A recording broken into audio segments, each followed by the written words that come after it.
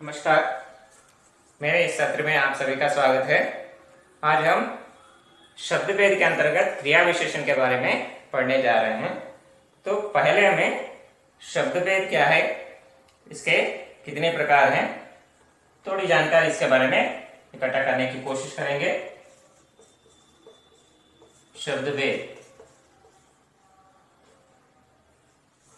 इसके जिसे शब्दभेद को हम अंग्रेजी में पार्ट्स ऑफ स्पीच कहते हैं।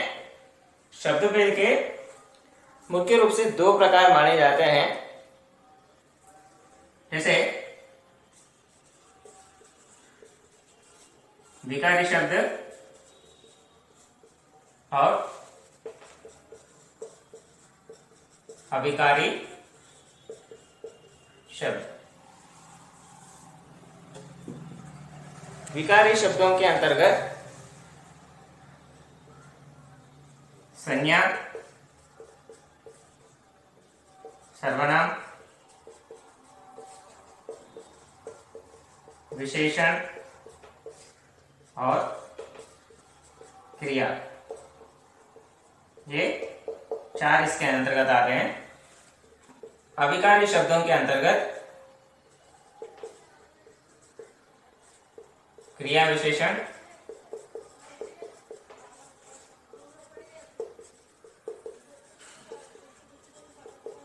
संबंध बोधक, समुच्चय बोधक और विस्मय आदि बोधक, इसके अंतर्गत भी चार है। तो अब हमें ये जान लेना है कि विकारी शब्द क्या है और अविकारी शब्द क्या है। विकारी शब्द किसे कहते हैं? इसमें जो शब्द लिंग या वचन या कारक के कारण जिन शब्दों में बदलाव आता है, ऐसे शब्दों को हम विकारी शब्द कहते हैं। जिन शब्दों में इनके कारण, लिंग, वचन और कारक के कारण जिन शब्दों में विकार नहीं आता, ऐसे शब्दों को अविकारी शब्द कहते हैं। जैसे अगर हम संज्ञा को लेते हैं, लड़का शब्द लेते हैं, लड़का एक जातिवाचक संज्ञा है, ठीक है। तो यह इसका अगर हम वचन बदलते हैं तो क्या होगा? लड़के। लड़का एक वचन है, लड़के बहुवचन। तो इसके रूप में बदलाव आया है ना, इस शब्द के रूप में आकारांत एकारांत हो गया, इसके रूप में परिवर्तन आया। और कारक जब बदलते हैं, जब इस संज्ञा के बाद कोई कारक चिन्ह आता है तो इस रूप में बदलाव आता है। जैसे लड़कों को, अगर को कारक चिन्ह इस संज्ञा के बाद आता है तो लड़कों क्या है? बहुवचन रूप है। बहुवचन रूप यहाँ क्या है? के है। कारक चिन्ह आने पर क्या होगा? ओकारांत हो गया, ठीक है। लड़कों को, लड़कों में। अगर एक वचन को लें तो लड़के को। यह एकारांत बहुवचन है, लेकिन कारक चिन्ह आने पर एकारांत एक वचन ही है, ठीक है। इस तरह रूप में बदलाव आता है। सर्वनाम में भी हम देख सकते हैं, जैसे वह का वे हो जाएगा वचन बदलने पर, या उस वह प्लस में, उसमें, इस तरह हो जाएगा, ठीक है। तो इस तरह अच्छा, अच्छे, अच्छों को, क्रिया, जा रहा है, जा रहे हैं, जा रही है, इस तरह लिंग या वचन बदलने पर शब्दों में अंतर आता है या परिवर्तन आता है, इसके रूप बदलते हैं। इसलिए जिन शब्दों में विकार उत्पन्न होता है, इनके कारण, लिंग, वचन और कारक के कारण जिन शब्दों में विकार उत्पन्न होता है, ऐसे शब्दों को विकारी शब्द कहते हैं। इनके कारण, लिंग, वचन और कारक के कारण जिन शब्दों में विकार उत्पन्न नहीं होता, ऐसे शब्दों को अविकारी शब्द कहते हैं। जैसे क्रिया विशेषण को हम देते हैं धीरे धीरे,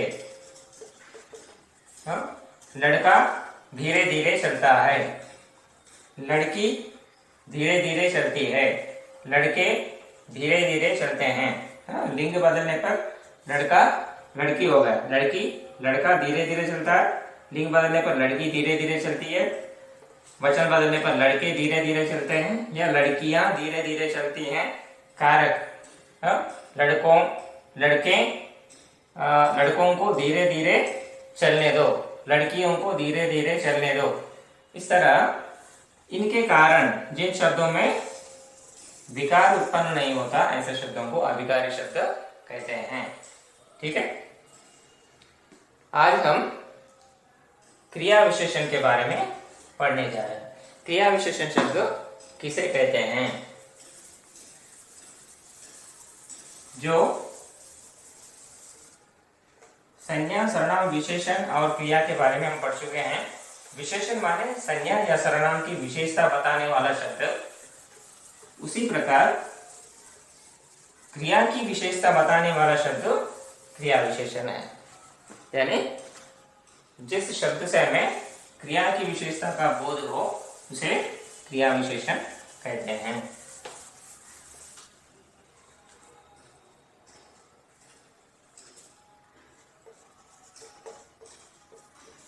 क्रिया विशेषण इसकी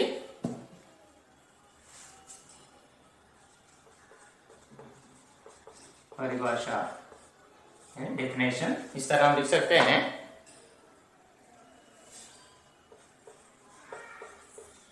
जिस शब्द से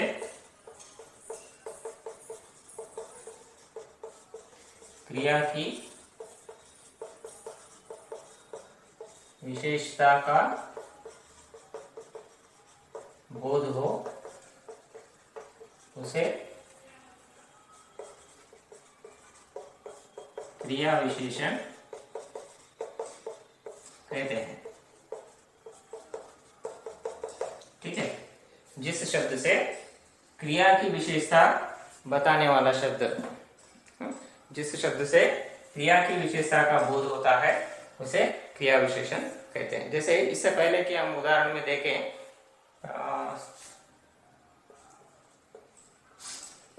लड़का धीरे धीरे चलता है। इसमें धीरे धीरे क्या है? लड़का एक उद्देश्य है, हाँ, यह सब विधेय है। ठीक है, तो इसमें चलता है, चलना क्या है? क्रिया। लड़का क्या है? करता है। हाँ, धीरे धीरे क्या है?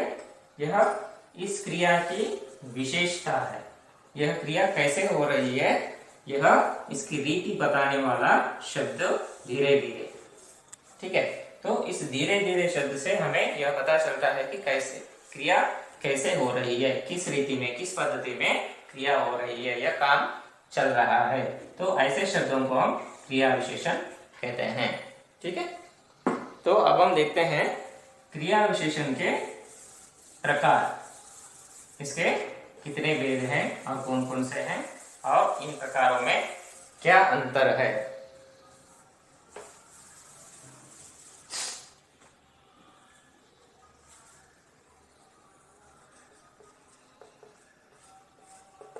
प्रकारों में जैसे पहला है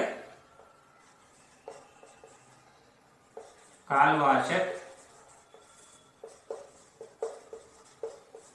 क्रिया विशेषण। दूसरा है स्थानवाचक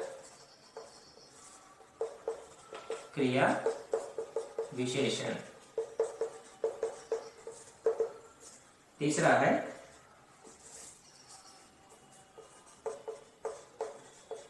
परिमाण वाचक क्रिया विशेषण। चौथा है रीतिवाचक क्रिया विशेषण। तो इस तरह इसके 4 प्रकार माने जाते हैं। तो अब हम यह जानेंगे कि कालवाचक क्रिया विशेषण क्या है और स्थानवाचक क्रिया विशेषण क्या है, वैसे परिमाणवाचक और रीतिवाचक क्रिया विशेषण किसे कहते हैं। तो यहाँ क्रिया विशेषण क्या है, क्रिया की विशेषता बताने वाला शब्द। वैसे ही क्रिया विशेषण काल, अगर काल से संबंधित हो, अगर वह काल से संबंधित विशेषता बताती है तो वह कालवाचक क्रिया विशेषण होगा। अगर क्रिया विशेषण स्थान से संबंधित है तो वह स्थानवाचक क्रिया विशेषण होगा। अगर वह परिमाण से संबंधित है, क्रिया की परिमाण माने क्वांटिटी के बारे में विशेष रूप से बता रहा है, तो वह परिमाणवाचक क्रिया विशेषण होगा। और रीति माने पद्धति, किस ढंग से, किस पद्धति में काम चल रहा है, तो इसके अगर विशेषता बता रहा है तो वह रीतिवाचक क्रिया विशेषण होगा। तो इसके उदाहरणों में जैसे कालवाचक माने समय से संबंधित, आज या कल, अभी, शाम, 10 बजे, 8 बजे, आज रात,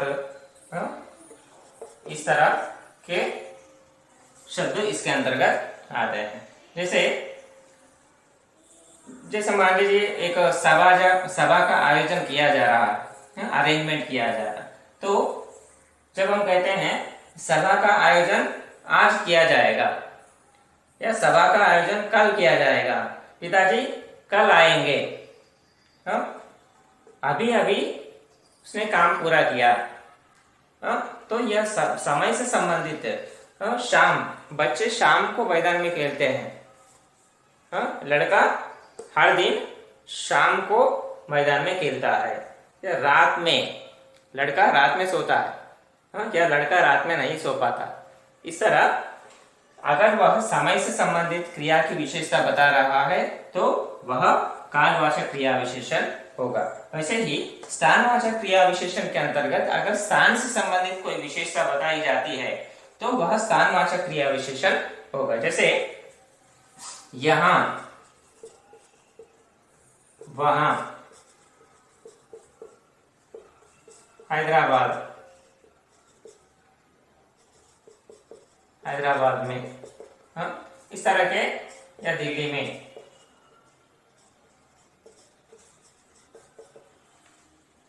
सभा का आयोजन हैदराबाद में किया जाएगा, या सभा का आयोजन दिल्ली में किया जाएगा। यह काम दिल्ली में पूरा हो सकेगा। अगर दिल्ली जाते हैं तो वहां दिल्ली में इस काम को पूरा कर सकते हैं। यहाँ, बच्चे यहाँ खेलते हैं, बच्चे यहाँ खेल रहे हैं, लड़कियां वहां खेल रही हैं। तो यहाँ क्रिया की विशेषता बताते हुए स्थान को प्राधान्यता दी जा रही है। तो इस तरह अगर हम क्रिया की विशेषता में स्थान से संबंधित विशेषता बताते हैं तो तब हम स्थानवाचक क्रिया विशेषण कहते हैं। तो परिमाणवाचक विशेषण तीसरा है। परिमाणवाचक विशेषण माने परिमाण, माने क्वांटिटी, काम कितना हुआ। जैसे आधा या पूरा, या थोड़ा या कुछ,